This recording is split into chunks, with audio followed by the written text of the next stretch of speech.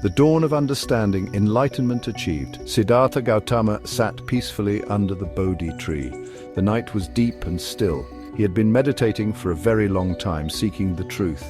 As the morning star appeared in the eastern sky, a great understanding arose within him. He saw things as they truly are. He was no longer just Siddhartha. He had become the Buddha, the awakened one. This moment was the culmination of countless lifetimes of effort and searching. The earth itself seemed to rejoice, and a profound stillness enveloped everything around him. He had found the way to end suffering. The enlightenment the Buddha experienced was not a simple idea. It was a direct seeing into the heart of reality. He understood the causes of suffering, how it begins and how it continues. He realized that everything is connected, and nothing exists by itself alone. This deep understanding is called wisdom. With this profound awakening came a feeling of immense peace and freedom. It was a liberation from all worries, all fears, and all attachments. He understood the Four Noble Truths and the Noble Eightfold Path, a way of living that brings peace and understanding. Immediately after his enlightenment, the Buddha thought about the truth he had found. He wondered if people would be able to understand such a profound teaching.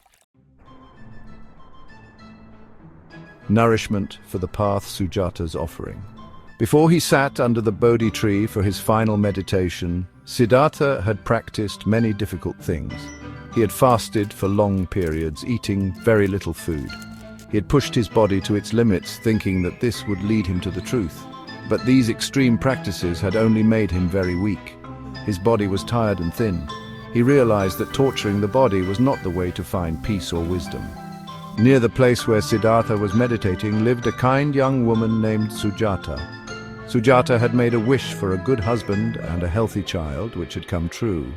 To show her gratitude, she prepared a delicious bowl of milk rice. When Sujata came to the tree, she saw Siddhartha sitting there in deep meditation. She respectfully approached him and offered the bowl of milk rice.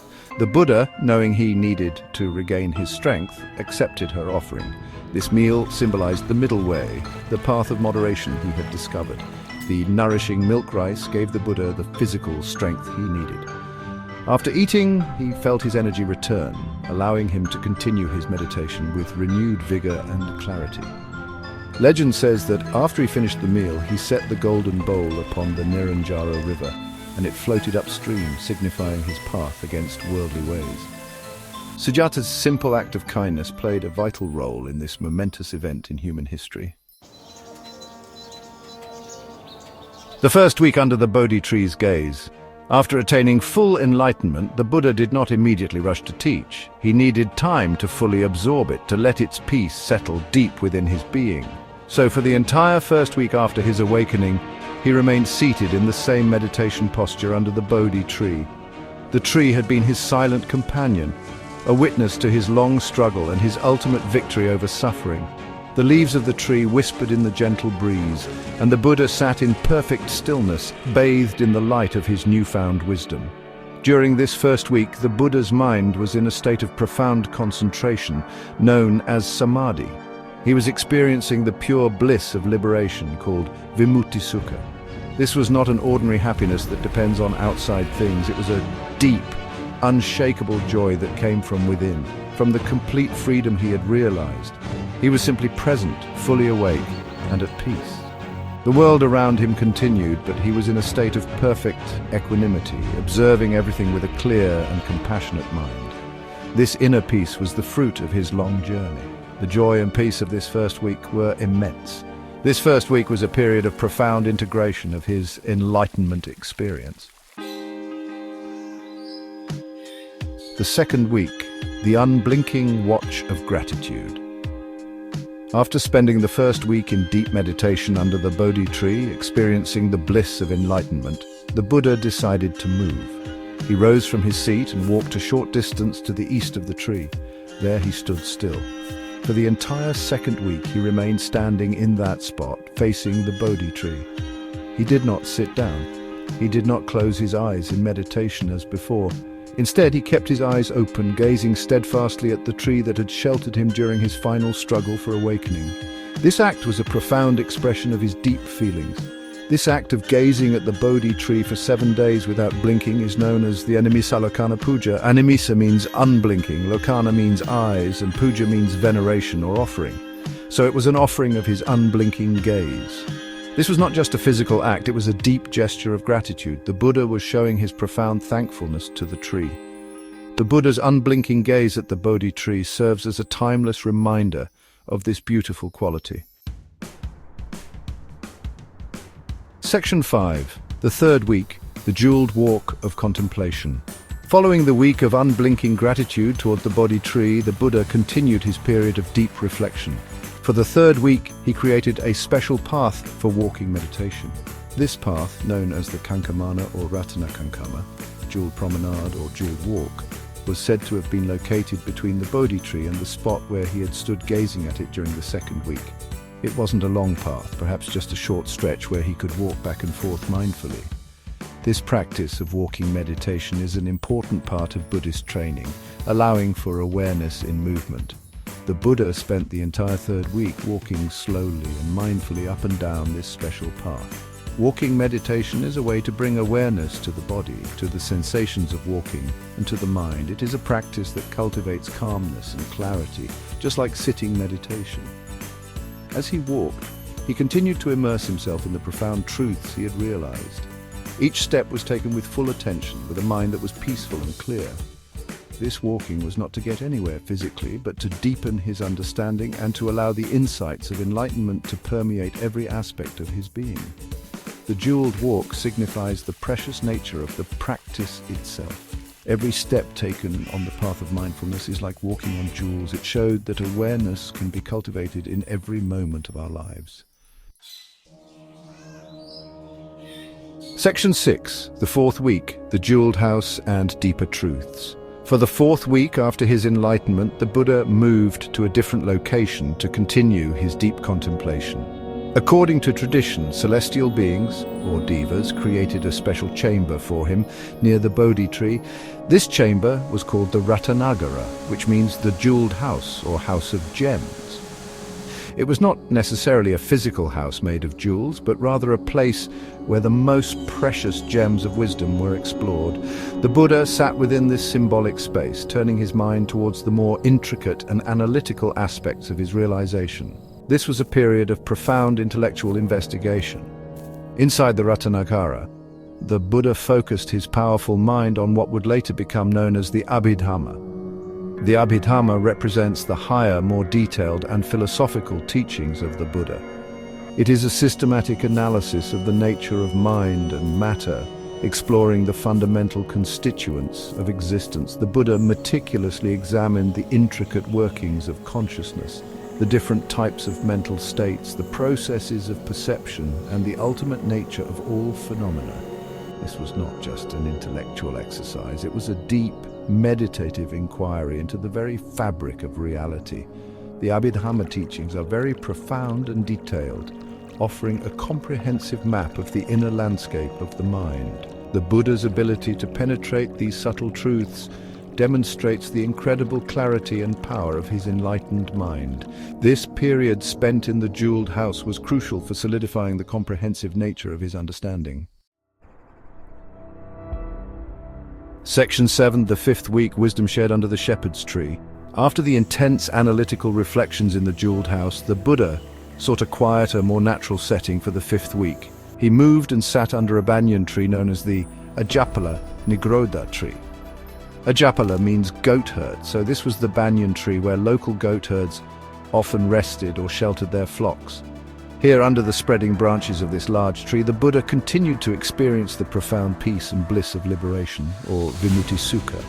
He remained in deep meditation, his mind serene and untroubled, enjoying the freedom he had attained. The simplicity of the location reflected the simplicity and purity of his enlightened state. During this week, while the Buddha was absorbed in the bliss of his freedom, an event occurred that hinted at his future role as a teacher. A Brahmin, a man from the priestly caste, approached him. This Brahmin was described as being rather arrogant, or huhunkajatika, meaning someone prone to making a humph sound of disdain. He came up to the Buddha and asked him a question. "Gautama, what are the qualities that make a person a true Brahmin?" By what characteristics can one be recognized as a holy man? The Buddha, with his deep wisdom and compassion, answered the Brahmin gently but directly. He explained that a true Brahmin is not defined by birth, lineage, or external rituals, which was the common understanding at that time. Instead, a true Brahmin, a truly holy person, is one who has abandoned evil deeds, who is free from arrogance, free from defilements like greed and hatred, who is self-restrained, who lives a pure life, and who has realized the ultimate truth. This teaching of equality and the importance of inner cultivation would become a cornerstone of the Dharma he would soon begin to share widely with the world, offering a universal path to liberation. Section 8. The sixth week. Shelter from the storm and Mara's final plea. For the sixth week following his enlightenment, the Buddha moved from the Ajapala Nigrodha tree to the vicinity of the Mukalinda tree. As he sat there, absorbed in meditation, a great and unseasonal storm arose. Dark clouds gathered, the wind howled, and a cold rain began to fall. This storm raged for 7 continuous days, creating a challenging environment. The Buddha, however, remained undisturbed, his mind steadfast in the peace of liberation. Seeing the Buddha sitting in meditation, exposed to the fierce storm, Mukalinda, the king of the Nagas, or serpent or dragon-like beings, was moved by compassion. Mukalinda emerged from his abode in the roots of the tree. He then coiled his large serpent body around the Buddha 7 times, creating a protective barrier. He also spread his great hood above the Buddha's head, like a giant umbrella, shielding him completely from the wind and the rain. This act of devotion ensured the Buddha could continue his meditation undisturbed. After 7 days, the storm finally subsided and the sky cleared. Mukalinda uncoiled his body from around the Buddha. He then transformed himself from his serpent form into the appearance of a young Brahmin youth. With great reverence, the young man stood before the Buddha with his hands joined in respect, paying homage to the Enlightened One. Section 9, the 7th week, the first disciples and the great decision. The 7th and final week of this initial post-enlightenment period was spent by the Buddha under the Rajayatana tree, also known as a Sirika tree. By this time, it had been 49 days since he had eaten a substantial meal, the milk rice offered by Sujata. He had been sustained by the bliss of liberation and deep meditation. His body was likely feeling the effects of this long fast, yet his mind remained clear and radiant. He continued to abide in the profound peace he had discovered, contemplating the depth of the Dharma he had realized. The world around him was quiet as he sat beneath the tree. During this week, 2 merchants from Ukala, a region in present-day Odisha, India, happened to be passing by on a trading journey. Their names were Tapusa and Palika. A deva, a celestial being who was a former relative of the merchants, appeared to them and guided them towards the Buddha.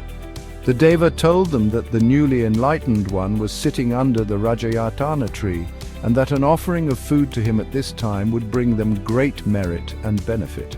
The merchants, heeding the deva's words, approached the Buddha with respect. Tapusa and Balika offered the Buddha rice cakes and honeycomb. The Buddha, considering how to receive the food as he no longer possessed an alms bowl, the one from Sujata having been set adrift, was then, according to legend, offered a stone bowl by the 4 great heavenly kings.